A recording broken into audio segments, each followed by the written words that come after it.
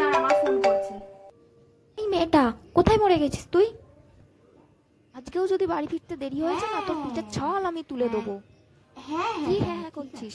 কোনো কাম ধান্দা নেই? তখন থেকে লোকের বাড়ি গিয়ে আড্ডা মারছে। ও প্রিয়া, ও তো আমার পাশেই বসে আছে, কথা বলবে? আর না, আমার কথা বলার কোনো ইচ্ছা নেই। সেও মনে হয় তোরই মতো বাড়িতে কোনো কাজ বাজ করে না। তাকেও বাড়িতে নিয়ে আয়, তাকেও বিটিয়ে পিঠের ছাল চামড়া তুলে দেবো। কিসের রান্না রে, কিসের রান্না? এবার থেকে নিজের রান্না নিজে করে খাবি। আমি আর তোকে বানিয়ে বানিয়ে খাওয়াতে পারবো না বলে দিচ্ছি।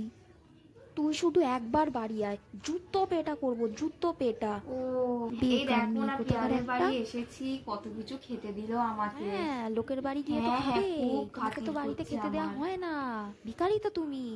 বাড়ি আয় একবার, এমন ও, জুতোর বাড়ি খাবো না সারা এত কিছু জীবন খাবার মনে রাখবি বানিয়েছো তুই। না?